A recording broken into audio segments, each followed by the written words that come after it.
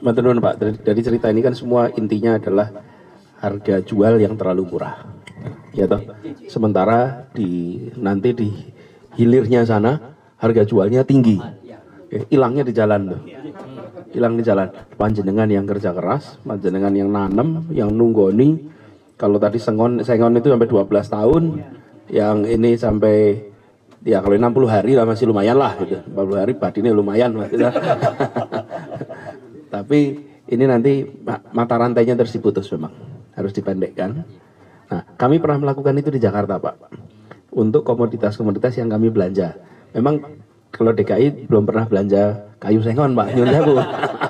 Kita nggak belanja kayu sengon. Tapi kami belanja bawang merah, kemudian telur, padi. Jadi kami kerja dengan gapoktan. Terus kita langsung punya kontrak dengan kelompok tani, sehingga ketika nanam itu sudah tenang dengan harga yang pasti untuk beberapa tahun ke depan. Ketemu lagi kita di channel yang perlu imajinasi rumah gratis tidak bayar. Subscribe. Assalamualaikum warahmatullahi wabarakatuh. Senang jumpa lagi dengan teman-teman sobat Kicau Jelata. Apa kabar? Mudah-mudahan kita semua selalu dalam lindungan Allah Subhanahu wa taala. Hari ini Bang Kica ingin berceloteh tentang Copras-Capres. Ya, setidak-tidaknya yang kita lihat saat ini ada 3 baca pres yang sudah jelas sampai saat ini partai yang mendukungnya, sudah jelas juga memang mereka-mereka ini adalah secara survei yang dilakukan oleh beberapa lembaga survei elektabilitasnya 3 teratas. Baca pres pertama adalah Ganjar Pranowo, lalu Pak Prabowo, yang ketiga Pak Anies. Dan hari-hari jagat perpolitikan kita mesinnya makin memanas. Ada pertempuran-pertempuran dari kelompok pendukung di sosial media. Dan pertempuran-pertempuran ini cenderung sepanjang yang Bang Kisah amati sangat tidak produktif. Karena narasi-narasi yang dibangun itu menyudutkan calon-calon yang bukan bagian dari yang mereka dukung. Dan belakangan ini arah tembakan dari salah satu calon, katakanlah Ganjar Pranowo, maksud Bang Kica dari pendukungnya, itu yang tadinya fokus ke Anies Baswedan, tetapi saat ini terbelah, sebagian menembak Prabowo Subianto. Dan tembakan yang diarahkan ke Prabowo menurut Bang Kica sungguh sangat tidak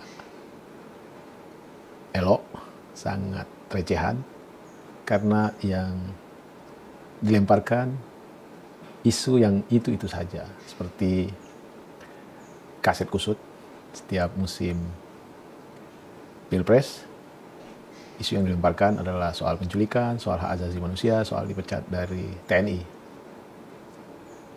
Tapi isu itu mereka lempar ketika Prabowo tidak menjadi bagian dari pasangan yang berada di kubu atau kelompok mereka. Bang Kica ingat dalam Pilpres satu saat Pak Prabowo menjadi wakil dari Ibu Mega. Justru orang-orang yang saat ini berada di kelompok Ibu Mega, katakanlah PDI Perjuangan atau para pendukung PDI Perjuangan, saat itu tidak melemparkan isu yang menyangkut HAM dan segala macam. Tetapi sekarang ketika Prabowo tidak lagi menjadi bagian dari gabungan atau kelompok atau sekubu dengan mereka, maka keluarlah isu itu kembali. Dan isu ini juga di Pilpres 2019 merupakan bagian dari isu yang sering ditujukan ke arah Prabowo. Sekali lagi ini sungguh sangat tidak mendidik. Mereka-mereka ini adalah orang-orang yang kehilangan narasi untuk katakanlah mensosialisasikan, menonjolkan apa keunggulan komparatif dari calon yang mereka dukung, katakanlah Ganjar Pranowo. Dan satu-satunya cara yang bisa mereka tempuh adalah memojokkan kompetitor dari Ganjar. Tadinya fokus kepada Anies, sekarang terpecah, sebagian kepada Anies, sebagian kepada Prabowo. Kita berharap mudah-mudahan para pendukung ini para tim Hore ini meningkat level perdebatannya. Ya, mari kita kuliti calon-calon ini soal kapasitas leadershipnya, kapasitas pendidikannya, kapasitas integritasnya, kapasitas ya segala macam tas lah, asal jangan isi tas. Intinya, apakah mereka ini secara head to head kita bandingkan segala macam tas itu, dan mari kita tentukan pilihan tas siapa nih yang paling unggul. Bukan isi tas ya. Intelektualitas, kapabilitas, integritas, dan utas-utas lainnya. Networking, ya kan, segala macam. Terkait dengan capresnya sendiri, dari 3 capres atau bacapres ini, Bang Kicca melihat yang membangun narasi, yang mengeluarkan ide dan gagasan tentang problem negeri ini dan bagaimana dia bisa menyelesaikan, baru Anies Baswedan. Anies selalu dalam pidato-pidato politiknya mengingatkan bahwa tugas negara ini adalah untuk mendistribusikan keadilan sosial. Jadi perkumpulan besar Indonesia ini didirikan untuk tujuan mulia, yaitu mendistribusikan keadilan sosial.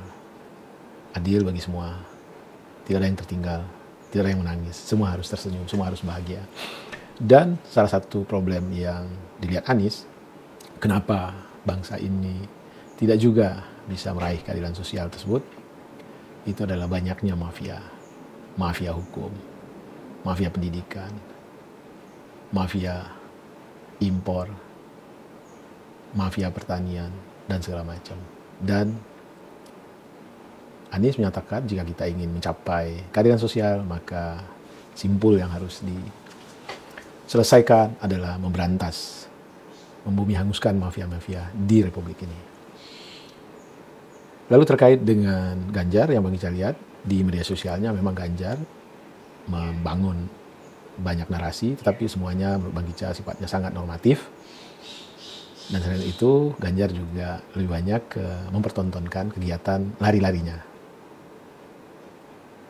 Sementara Pak Prabowo, Bang Kicca tidak melihat narasi apa yang beliau bangun terkait kalau beliau diangkat atau dipilih menjadi presiden. Barangkali saja Pak Prabowo sedang sibuk-sibuknya memenuhi tugas utamanya menjadi menteri.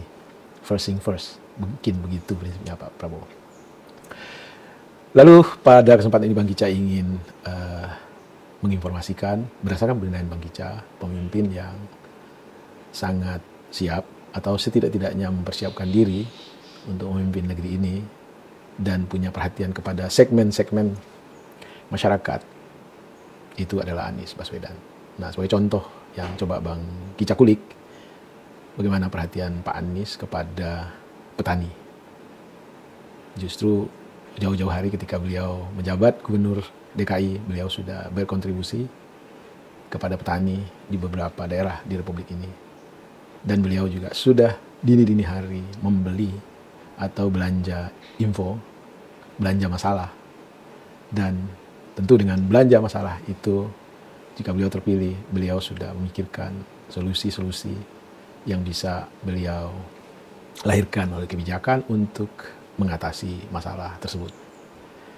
Tidak hanya petani sebenarnya, Pak Anies juga sering berdialog, membeli masalah, belanja masalah kepada pengusaha kecil, UMKM, nelayan, dan sebagainya. Tapi pada saat ini mari Bang Kicca ingin kita semua menonton atau menyaksikan video bagaimana Pak Anies belanja masalah soal pertanian. Dan menurut Bang Kicca ini sangat tepat sekali karena jumlah petani di Indonesia berdasarkan data BPS setidak-tidaknya ada 40 juta orang, itu 30% dari angkatan kerja. Tentu ini bagian dari profesi yang harus mendapatkan perhatian yang serius.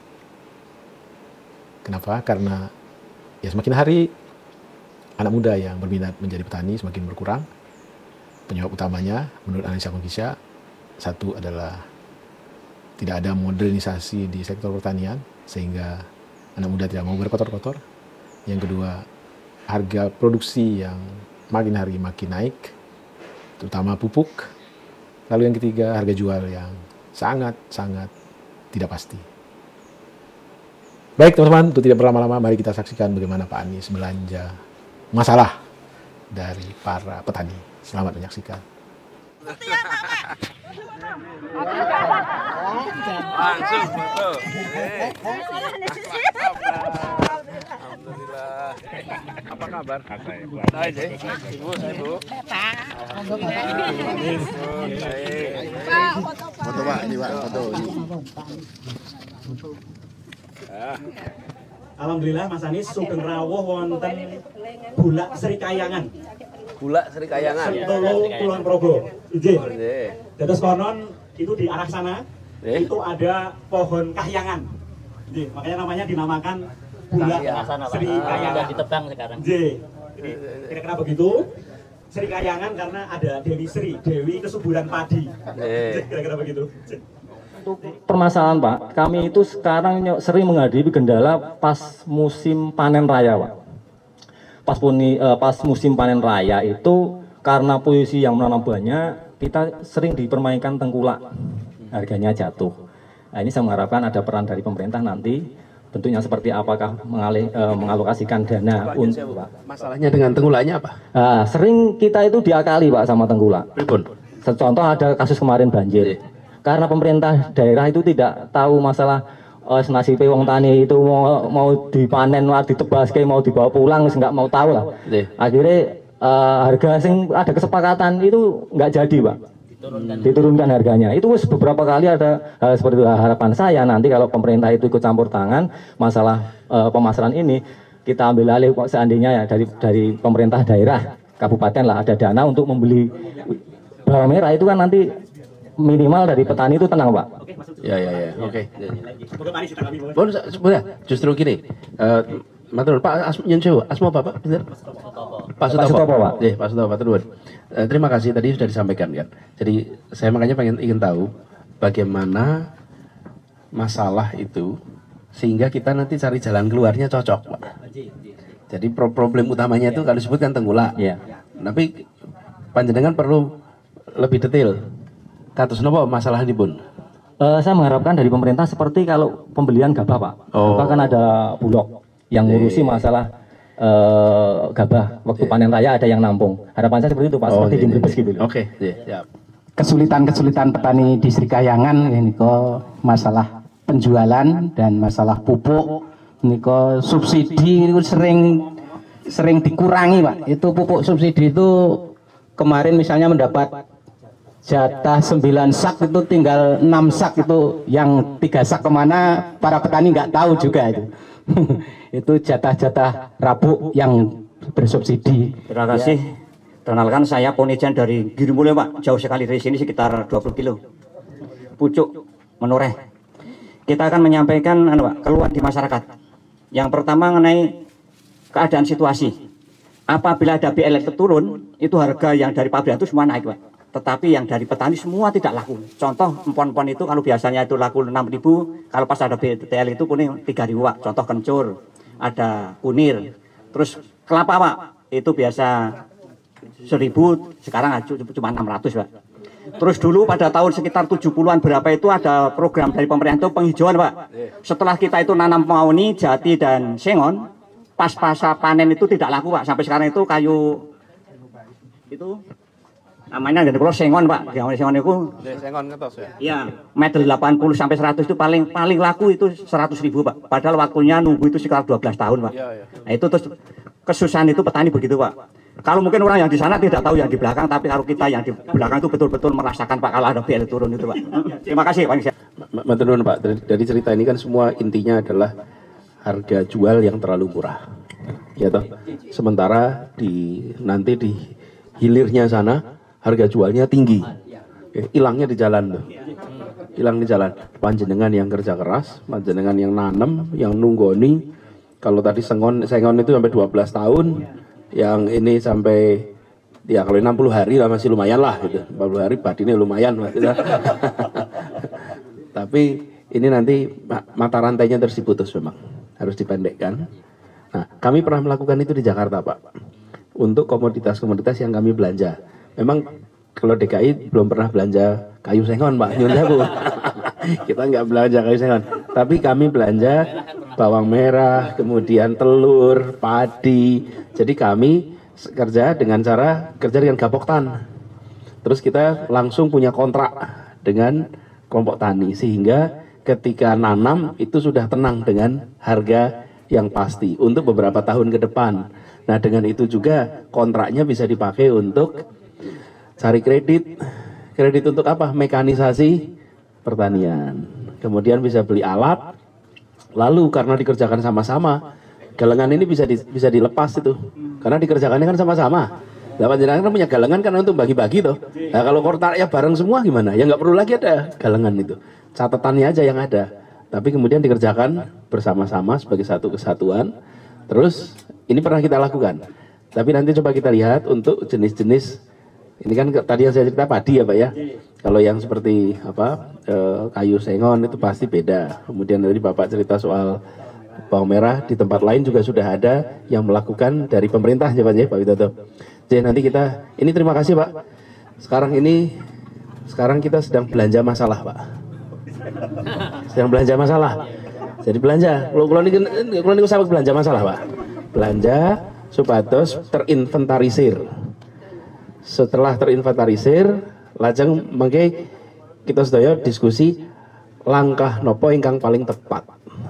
Supados tiap masalah niku wonten solusi ingkang spesifik. Mboten solusi satu untuk semua masalah. Nah, itu nanti nggak bisa itu. Jenisnya beda-beda. Jadi itu terima kasih dan matur nuwun teganipun Pak. Ini saya kok dikasih yang paling gede Pak ya itu. Nah, ini ngenteki paling angel lagi.